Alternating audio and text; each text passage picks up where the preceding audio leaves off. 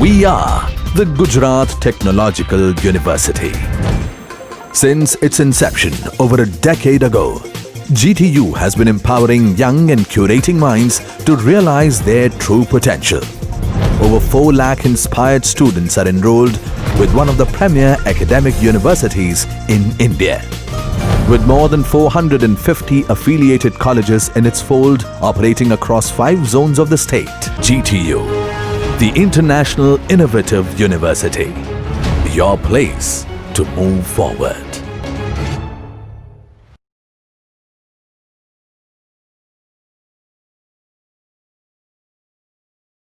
Hello everyone. We had discussed few standard waveform controls in our last lecture like button control and text box control.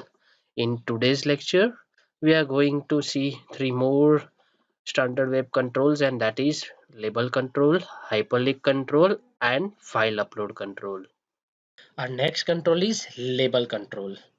Label control is used to display the text that cannot be edited by user.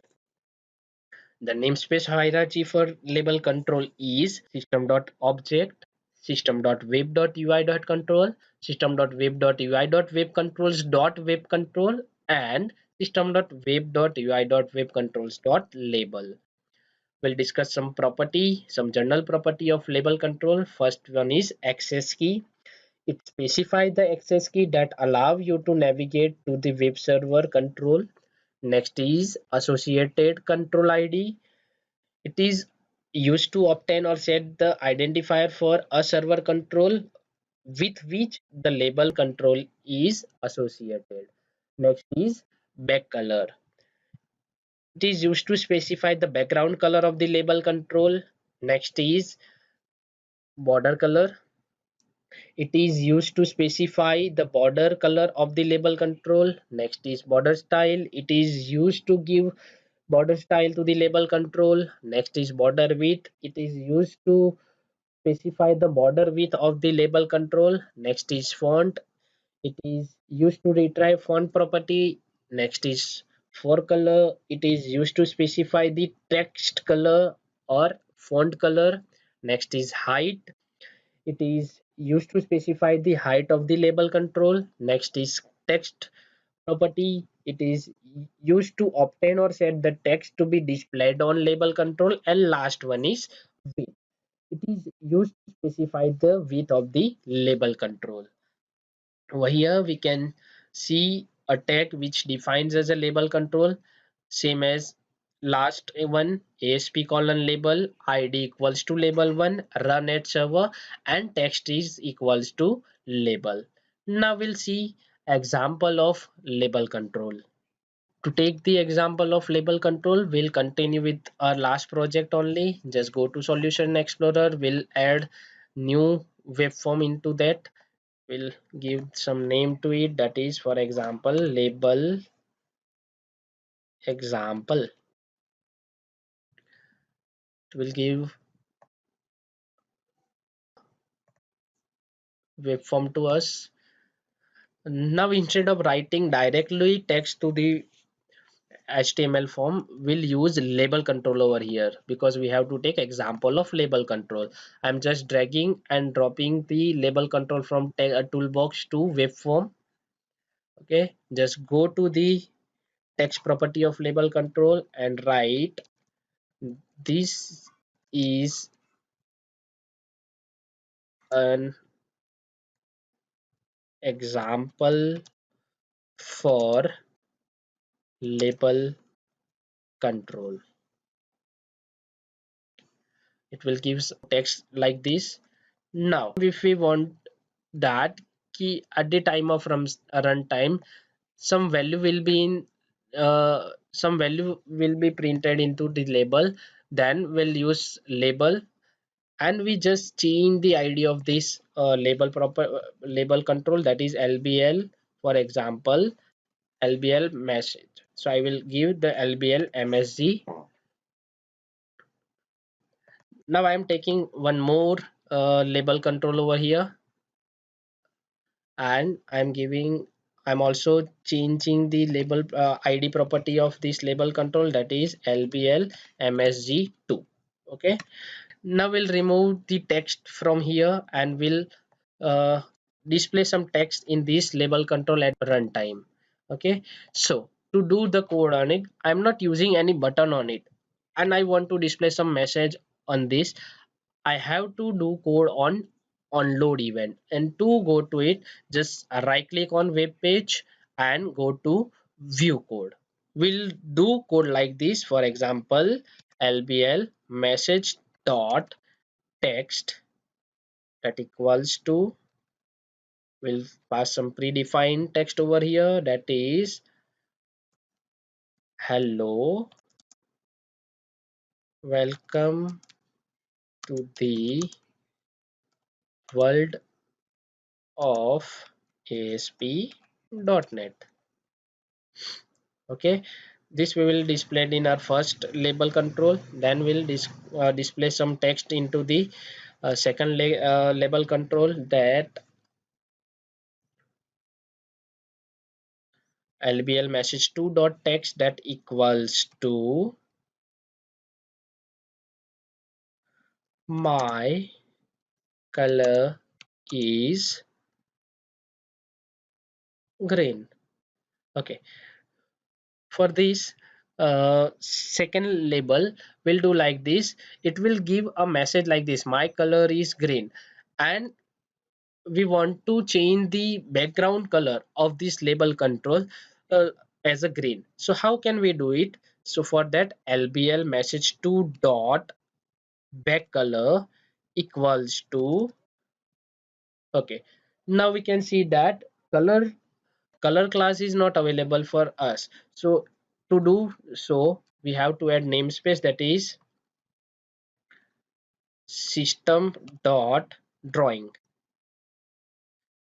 Now we can use color class, that is system dot drawing dot color dot green. Okay, that's it. Now we'll check now we'll run this program and check what will be the output for it. Okay, so we will have an output. In our first label, we'll give some general message: this is an example of label control, and this in these two label control we are giving the text at the time of runtime, and this is hello, welcome to the world of ASP.NET. And in second label we will give the text my color is green, but we'll change the background color of this label control as a green. Now we'll discuss about our next control. Okay, then our next control is hyperlink control. Hyperlink control is used to create a link to another web page. That can be a page in your web application or anywhere else on World Wide Web.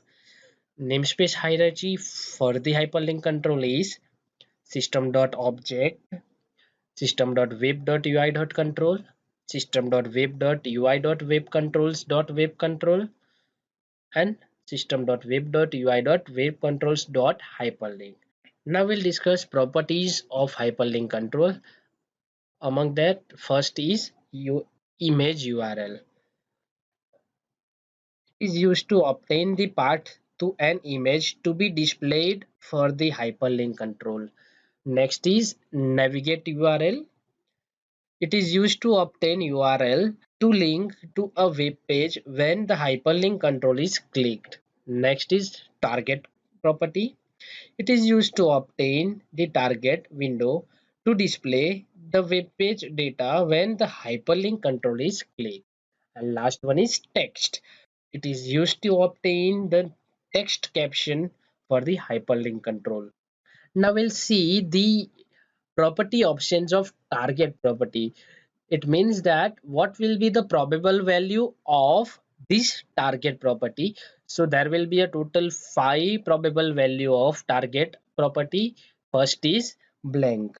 It is used to display the hyperlinked content in a window without frame. Next is underscore parent. It is used to display the hyperlink content in the immediate frame set parent. Next is underscore self. It is used to display the hyperlinked content in the frame with focus. Next is underscore top. It is used to display the hyperlink content in the full window without frames. And last one is underscore search. It is used to display hyperlink content in the search pane. Now we can see hyperlink control over here. ASP colon hyperlink, and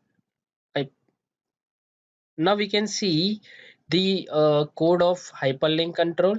It will be like this: ASP colon hyperlink id equals to hyperlink 1, run at server, and whatever will be the caption of the hyperlink will write like this in between the starting and ending tag. Okay, now we'll see the example of hyperlink control. Okay, to take the example of hyperlink control, we'll continue with our last project only. Just go to Solution Explorer and add a new web form. We'll give name to it is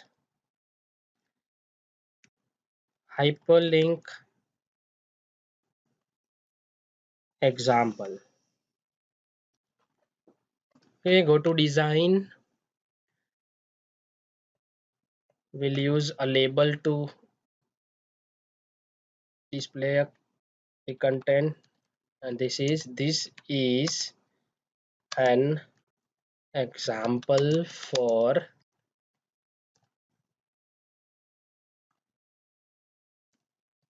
hyperlink control. Okay, now we'll add hyperlink control. From toolbox we can find hyperlink control from here. Just drag and drop it wherever you want to drop it. Okay, you can check the code for it, that is ASP colon hyperlink id equals to hyperlink run at server and hyperlink. Now what we want to do when we click on this hyperlink, so we can do two things. We can redirect our web from to some local web page or web form. Otherwise we can redirect web application to some web page on World Wide Web. So firstly we see the example of some local web page. Okay, so we will have a local web form already created by Visual Studio, and that is nothing, it is default.aspx. If we want to do that, whenever I click on this hyperlink, then default.aspx page will be open. Then firstly we'll change the caption of this hyperlink, that is click me to show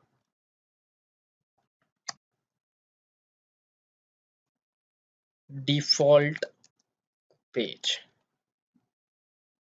Okay, then go to property navigate URL.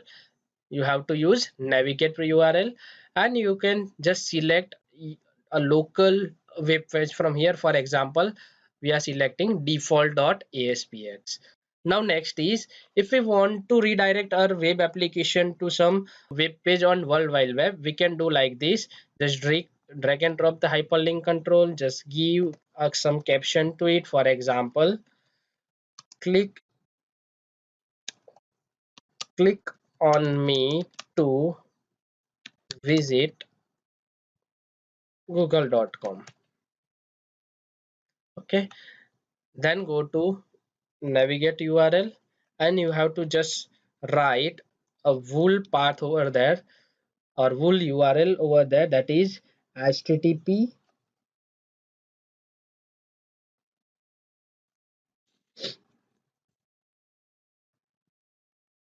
and that is http colon, we'll use backward slash twice www dot google.com. Okay, now we'll run it and check it how it will work. Okay, so we will have two different hyperlink. First hyperlink we are using for our local web page, and second is for google.com. This is available on World Wide Web. So we'll just click on our first hyperlink. It will redirect us to default.aspx. Then just check it. it will redirect us to default.aspx, that default.aspx. Okay, we'll back to our web page. Okay, now we'll click on our second hyperlink. This is about to visit google.com. Just see, I clicked on this hyperlink and it will redirect me to google.com.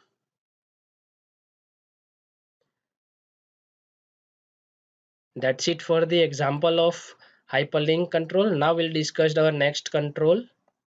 Our next control is file upload control. File upload control comprise a text box and a browser button that allows browsing of a file from the local or remote machine for uploading on a web server. If we want to upload some file on our web server, we can use this file upload control. File upload control is a combination of two different controls. First is text box and second one is browse button. Namespace hierarchy for the file upload control is system.object. Next is system.web.ui.control. Next is system.web.ui.webcontrols.webcontrol and system.web.ui.webcontrols.file upload. Now we'll discuss different properties of file upload controls. Among that, first one is file bytes. It is used to obtain an array of a bytes in a file that is separated by using the file upload control. Next is file content. It is used to obtain a stream object that points to be file to upload using the file upload control. Next is file name. It is used to obtain the name of the file to upload on a client using the file upload control. Next is hash file. This property is used to obtain a value indicating whether or not the file upload control contains a file. And last one is posted file. This property is used to obtain the underlying HTTP posted file object for a file that is uploaded by using the file upload control. There is a single method is available for file upload control, and that is save as. It is used to save the data of an uploaded file to specified path on a web server. We can check an example of file upload control. It will be like this: asp colon file upload id equals to file upload 1 and run at server. Now we'll see an example to understand file upload control. To understand file upload control, we'll take example in our last project only. Just click on solution explorer, just click on project name and add new waveform. We'll give name to this waveform like file upload example.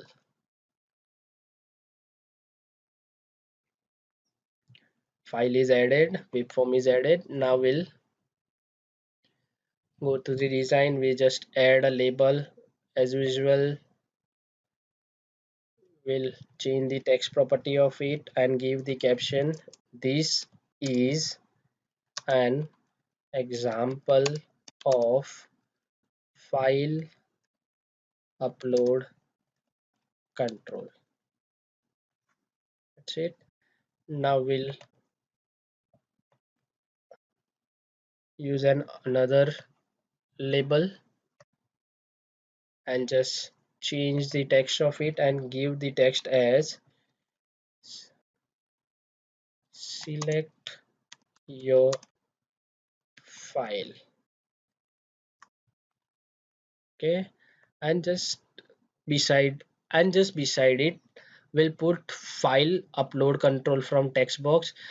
This file upload control is available in toolbox. We'll just drag it and drop at our desired location. You can check it is a combination of two things. First is a text box and second one is a browse button. Okay, now we'll use a button. Now whenever we'll click in this button, it will take the selected file from here and upload it at desired location, which is given by us. And under this we'll upload a label in which we'll give a success message. or some error message. For example, I'm removing text from here, just give id to it because this control we have to use at backend. So I'm giving id to lbl message, and also I'm changing the caption of the button, that is upload the file, and just enter it. Now I'm just double clicking on this button to generate the click event. Okay, now we'll code on this click event of button.